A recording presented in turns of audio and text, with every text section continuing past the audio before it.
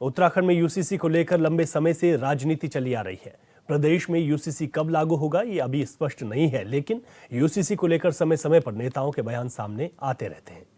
इसी बीच यूसीसी को लेकर मदरसा बोर्ड के अध्यक्ष मुफ्ती शमूम का बयान सामने आया। उन्होंने कहा कि समान नागरिक संहिता प्रदेश में लागू होना बहुत जरूरी है, क्योंकि यूसीसी सभी धर्मों के हित में है। उन्होंने कहा कि यूसीसी में मुस्लिम वर्ग को किसी भी तरह का कोई नुकसान नहीं है, क्योंकि जो नियम कायदे बनाए गए वो सभी धर्मों के हित में बनाए गए हैं। वहीं कांग्रेस पर निशाना साधते हुए मुफ्ती शमूम ने कहा कि कांग्रेस ने आज तक मुसलमानों का वोट ही लेना सीखा है, लेकिन अभी भी उनके हित की बात नहीं की, जो कि बहुत ही दुर्भाग्यपूर्ण है।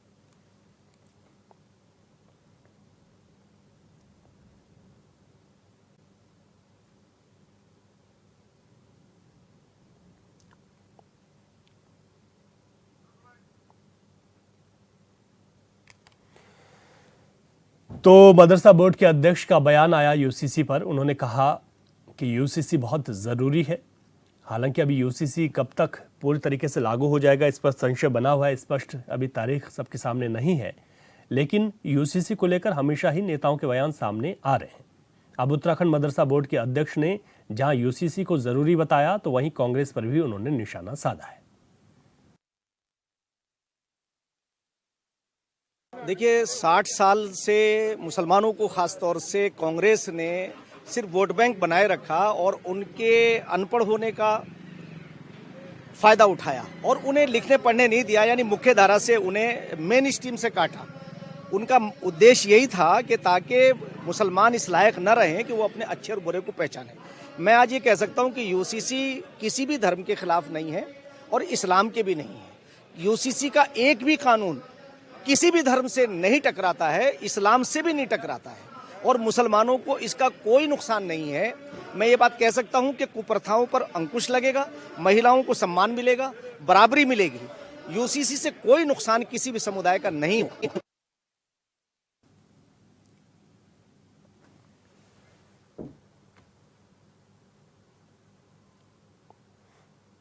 और अधिक जानकारी के साथ हमारे संवाददाता अरुण सैनी हमारे साथ लाइव जुड़ गए हैं।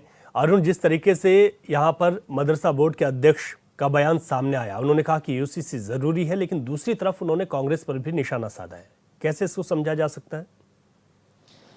जी रवि, देखिए, समान नागरिक संहिता को लेकर प्रदेश में लंबे समय से चर्चाएं हो रही है और समय समय पर इस तरीके की चर्चाएं भी होती हैं और समय समय पर नेताओं के बीच में बयानबाजी भी लगातार देखने को मिलती है, चाहे वो भारतीय जनता पार्टी के नेता हो या कांग्रेस पार्टी के। लगातार एक दूसरे दल जो है दोनों पर तंज भी कसते हुए नजर आते हैं और आरोप प्रत्यारोप करते हुए भी नजर आते हैं।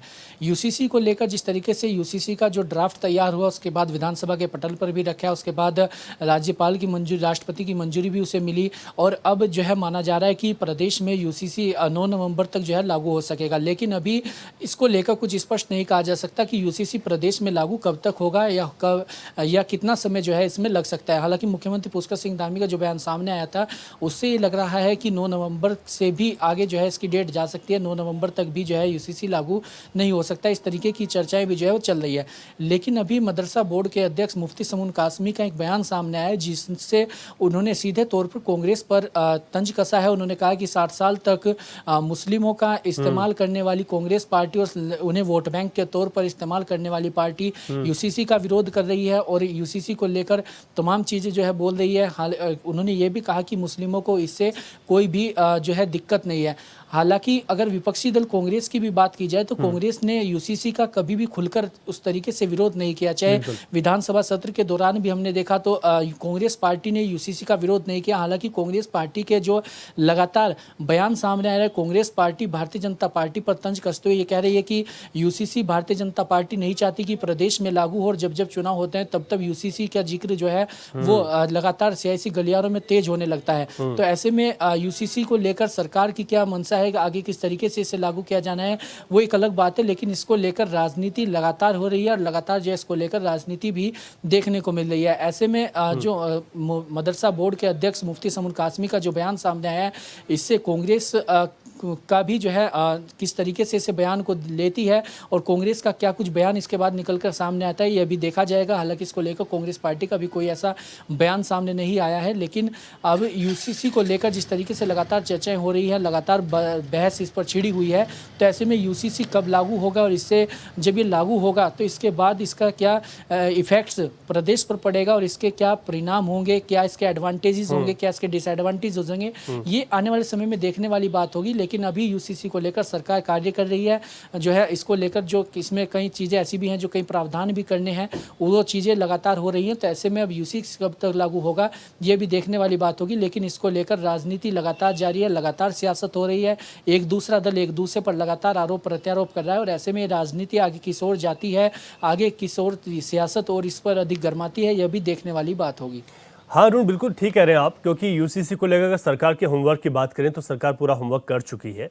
हालांकि ये कब धरातल पर उतरेगा पूरे ड्राफ्ट के साथ उसको एक देखना होगा, क्योंकि मुख्यमंत्री का भी हाल ही में एक बयान आया कि इसमें कई ऐसी चीज़ें हैं जिसको बहुत बड़ी सोच समझकर इस पर तमाम विचार करके ही उनको बनाया जा रहा है जब इसको लागू किया जाएगा। लेकिन अगर हम उधर दूसरी तरफ कांग्रेस की बात करें तो देरी पर भी कांग्रेस ने कई सवाल उठाए हैं। देरी पर कांग्रेस का क्या कुछ कहना है?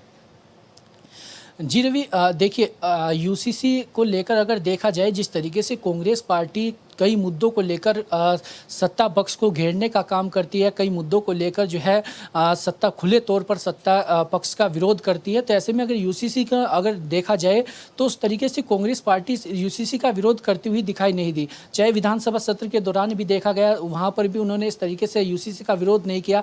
हालांकि जो कांग्रेस पार्टी के विधायक थे उन्होंने इसकी खामियां बताई हैं कि इसमें खामियां क्या है और इससे क्या प्रभाव पड़ेगा, इस तरीके के उन्होंने चीज़ें सामने रखी। हालांकि ऐसे में जिस तरीके से लगातार ये कहा जा रहा है कि यूसीसी लागू होगा, पहले ड्राफ्ट को लेकर जब ड्राफ्ट बन रहा था उसके बाद भी जो डेडलाइन लगातार बढ़ाई जा रही थी उसको लेकर भी कांग्रेस पार्टी ने सवाल उठाए और लोकसभा चुनाव में भी यूसीसी को लेकर ये जिक्र हुआ कि लोकसभा चुनाव से पहले यूसीसी प्रदेश में लागू हो जाएगा, तब भी यूसीसी लागू नहीं हुआ। अब निकाय चुनाव भी क्योंकि प्रदेश में होने हैं, तो ऐसे में कांग्रेस पार्टी का आरोप है कि जब जब चुनाव होता है तब तब सरकार यूसीसी की बात करती है, यूसीसी का जिक्र करती है और जनता को जो है वो इसका परेशान करने की जो है बात भारतीय जनता पार्टी की तरफ से की जाती है ताकि जो है चुनाव पर इसका प्रभाव पड़ सके।